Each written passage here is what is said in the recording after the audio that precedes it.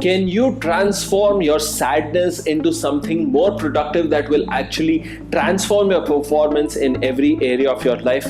It's all about how you view it and how you can change it. That's coming up in today's video.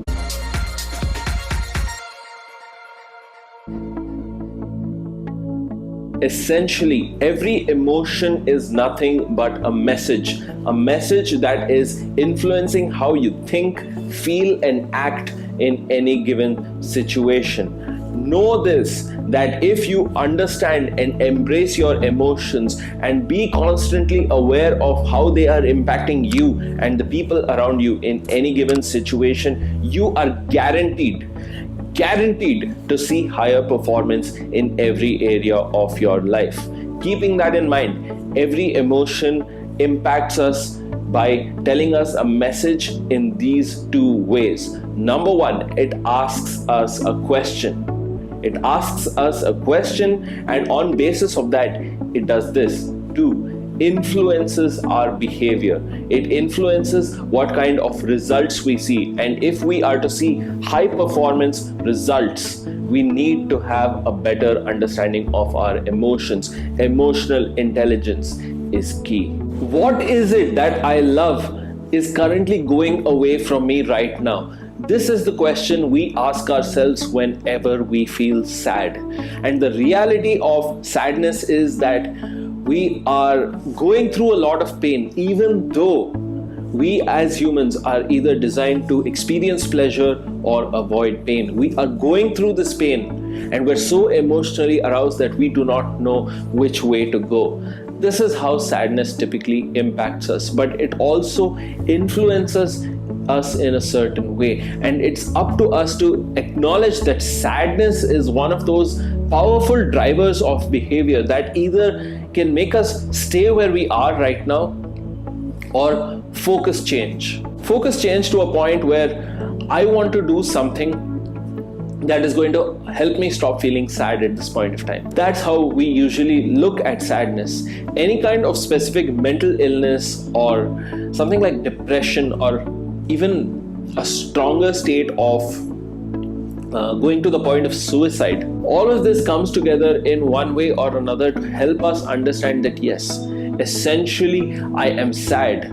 A much greater degree of sadness can be interpreted as depression, along with a whole variety of symptoms that tend to go along with it. However, sadness is what we feel at the very base of it. And when we ask ourselves the question that what about what I love is going away from me right now? So here we see a disengagement from pleasure. We have things going a certain way, a certain event happens or something happens to us, and now systematically we feel in this way that something pleasurable is going away, and that is causing us to feel pain. That is what is happening whenever we feel sad. Something pleasurable that may be going on right now, and it may even be the fact that it may be not a sense of pleasure but a sense of normalcy that is going on right now, and that is causing us to stray away from the normal that is viewed as pleasurable, even though it is not necessarily a pleasurable event. Things are going fine, but now I am experiencing pain, and now I am going through this great degree of sadness. Can you relate to different incidents in your life when you felt this way? That things are going normal, something happens, and then you just feel miserable? That's the thing here. You want to clarify with yourself, what is the influence here? The influence is, do I want to hold on to this? Do I want to hold on to this kind of emotion? And that's how captivating sadness can be. Sadness has the ability to dominate, has the ability to encompass everything that we're experiencing at a given point of time. And it's very easy to fall into the trap of just engaging in the pain and believing that that is who I am, that is my identity. And that is the main thing that is wrong with how most people view depression or negative incidents in their lives. Have you done this at any point of time where you've seen an incident, you've experienced it, and you've realized that, oh my God, only bad things happen to me. All of these negative events are just a part of my life. You start to associate all of these things with your identity, and you start holding on to that sadness more and more. It becomes more of your role of being a sad person. And once you become a sad person, you start to view yourself as only a sad person. There is no way to come out of this role. And you attract other people who are also sad. And then you ask yourself, why is my life so terrible? Why is my life so bad? This is where social interactions play such an important role. Social influence is so important in these situations, because if you are continually surrounding yourself with people who are going to develop what you already are, that's where a problem comes into play.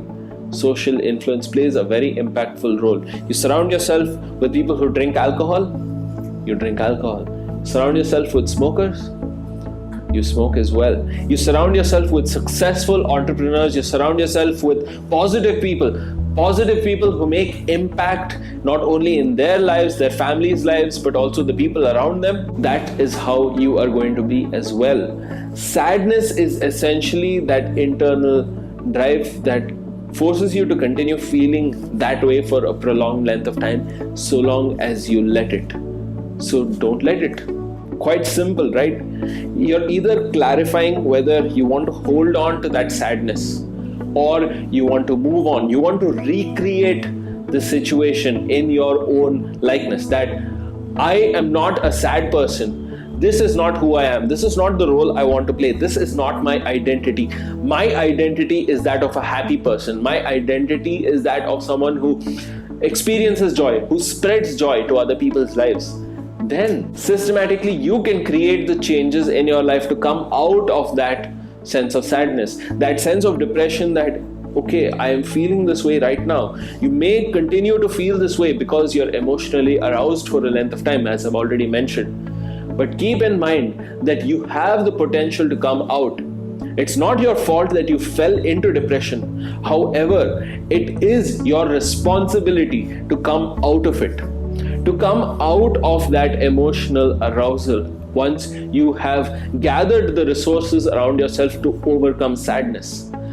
This is the kind of approach you want to have to either tackling sadness or depression. How can I come out of this? View yourself as a happy person, someone who derives pleasure from either helping themselves or helping other people. Always save yourself first, and then look to save other people. The potential that you have within you to save other people is amplified so much once you save yourself first. It may be financially, it may be with regard to education, it may be with regard to anything. Always save yourself first. And that's the whole issue here, where you're only thinking about yourself. There has to be something of a healthy balance, and that comes from emotional intelligence. Trying to emotionally educate yourself about how you think, feel, and act in any given situation. View yourself as someone who can recreate your life, someone who can take action, take responsibility for who they are right now, and you have that inner ability to stop being sad and actually transform your life. There is a light at the end of the tunnel so long as you look to seek it. It may take any length of time for you, but taking systematic and regular action towards overcoming sadness and depression, that lies in your hands. If you want to become more emotionally acquainted, more emotionally intelligent, hit the I button and check out the rest of the playlist on emotional intelligence and the different emotions that play a role with regard to you performing much better in every area of your life. That's my gift for you, and that is what we do here every day on this channel. We look to make you perform better in every single area of your life. That is what we want to do, and we do that through the power of psychology, becoming either more emotionally intelligent or embracing various psychological tactics to help transform your life. Get motivated, get empowered. Check out all of the videos that are there down below, designed to change your life. Subscribe if this is your first time here, and turn on bell notifications. Share this video with your friend if you found it useful. I really appreciate it, because it helps me spread this message to a wider audience, and it helps me help a lot of other people. That's what we are looking to do. So if you've found this video useful, make sure you share it. And of course, this is Vikram signing off. I will see you in the next session.